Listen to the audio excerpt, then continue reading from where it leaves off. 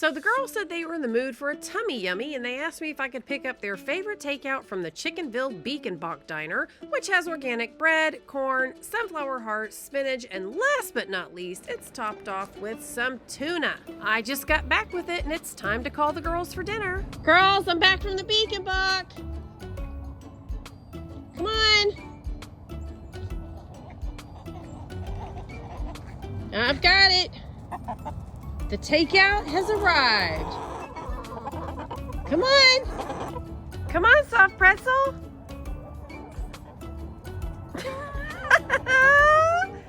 Cute little thing.